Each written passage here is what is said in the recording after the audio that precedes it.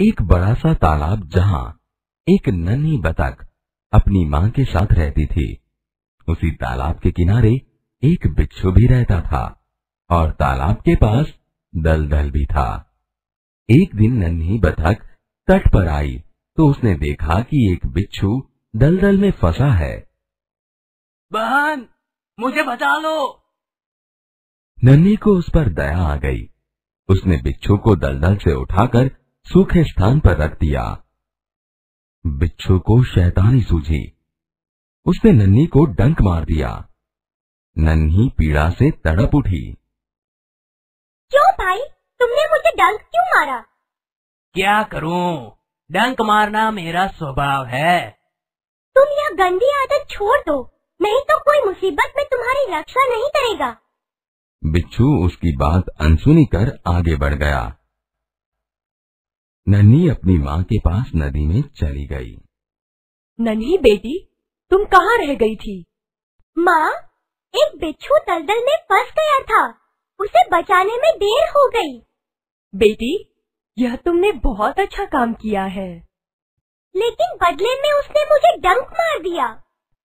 बिच्छू अपनी गंदी आदत का गुलाम है। तुम उसे चाहे कितनी बार बचाओ, वह बार बार डंक मारता रहेगा। माँ, मैं उसकी गंदी आदत छुड़ाकर रहूंगी।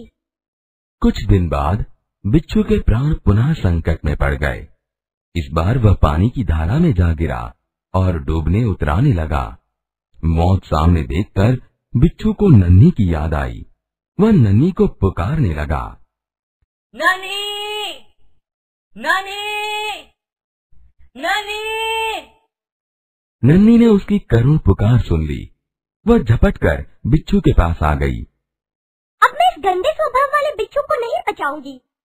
बहन, मुझ पर दया करो। नन्ही का मन डोल गया।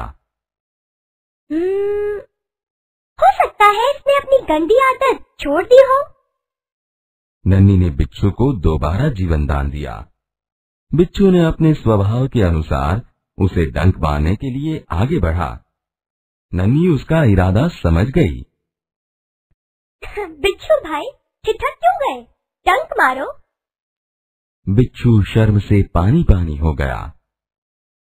बहन, एक बात बताओ, मैंने सदा तुम्हारे साथ विश्वासघात किया, फिर भी तुमने मेरे साथ भलाई ही की।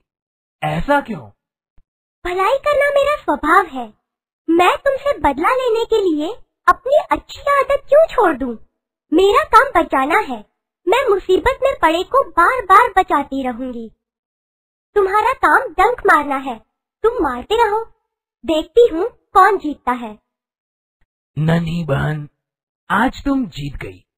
मैं वचन देता हूँ, अब मैं किसी निर्दोष जीव को डंक नहीं मारूंगा। नन्ही खुश होकर नदी में चल दी। बेटी, कहाँ देर कर दी? नन्ही ने पूरी घटना बता दी। प्यारी समझदार नन्ही, भले लोग अपनी बार बार की भलाई से इसी तरह बुरे लोगों को भला बनने की राह दिखाते हैं। नन्ही प्रसन्न होकर थिरकने लगी।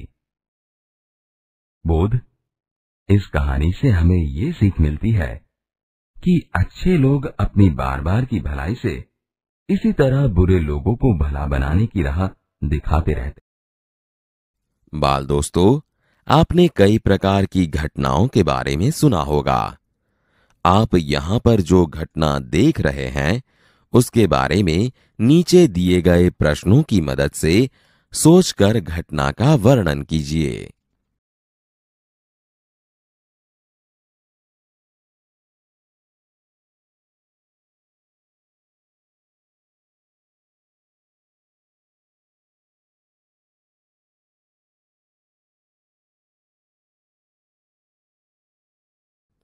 प्रश्न 1, यह घटना कैसे घटी होगी?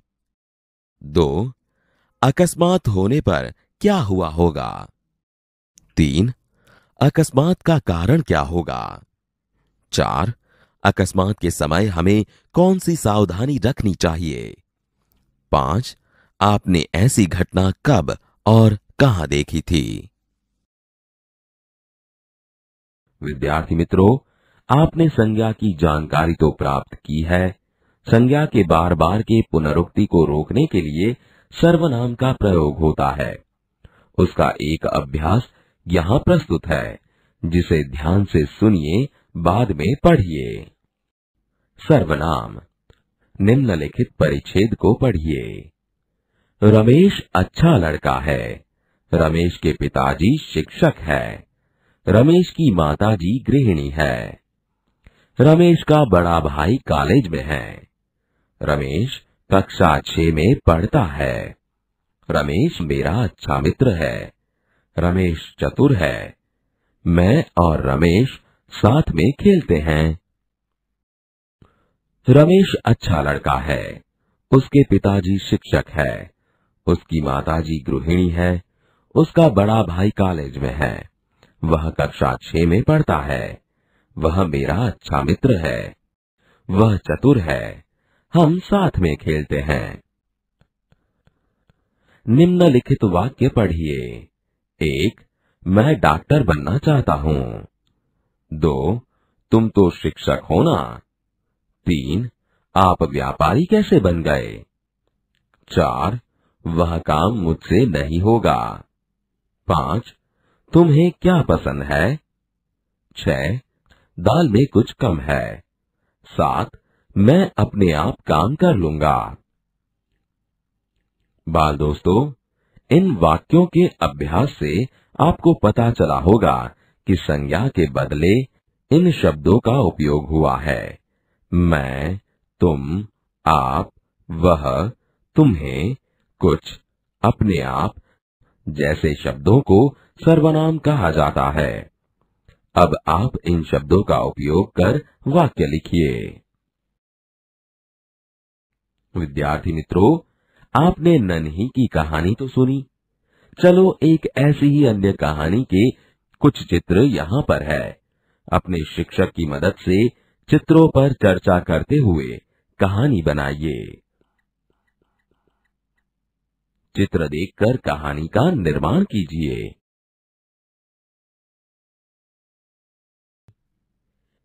एक बड़ा सा तालाब, जहाँ एक नन्ही बतख अपनी माँ के साथ रहती थी।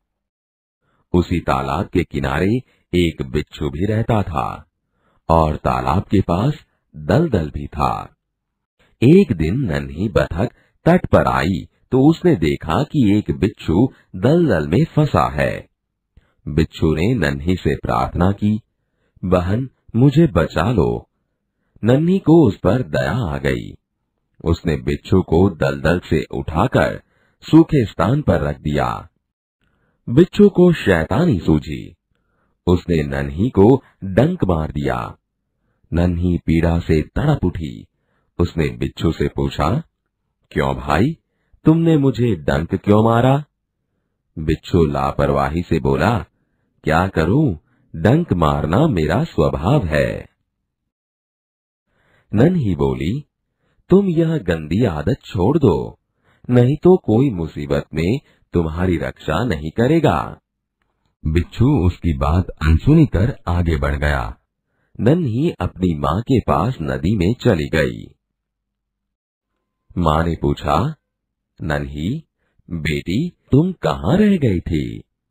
नन्ही बोली, माँ एक बिच्छू दलदल में फंस गया था, उसे बचाने में देर हो गई।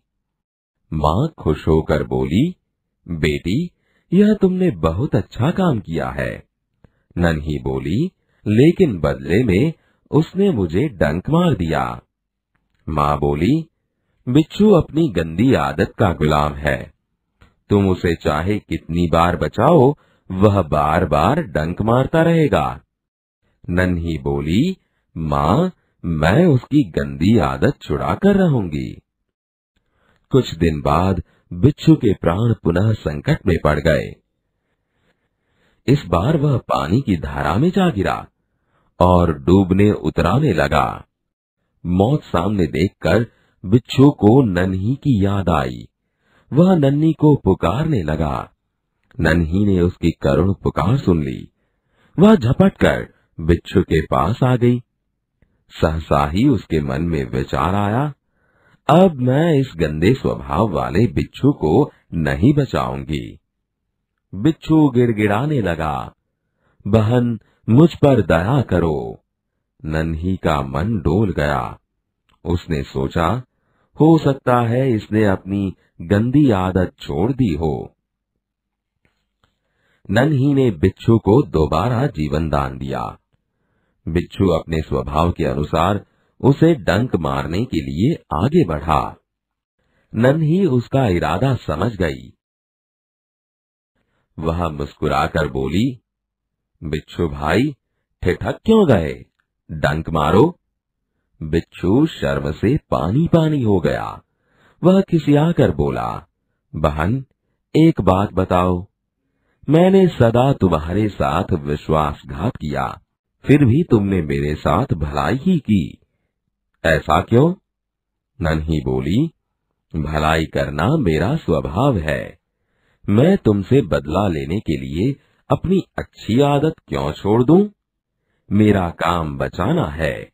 मैं मुसीबत में पड़े को बार बार बचाती रहूंगी। तुम्हारा काम डंक मारना है, तुम मारते रहो, देखती हूँ कौन जीतता है। बिच्छू पछतावे से भर गया। बोला, नन्ही बहन आज तुम जीत गई।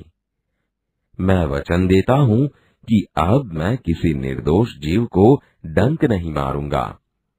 नन्ही खुश होकर नदी में चल दी। माँ ने आज फिर पूछा, बेटी कहाँ देर कर दी? नन्ही ने पूरी घटना बता दी। माँ प्यार से बोली, प्यारी समझदार नन्ही, भले लोग अपनी बार बार की भलाई से इसी तरह बुरे लोगों को भला बनने की राह दिखाते हैं। नन्ही प्रसन्न होकर थिरकने लगी।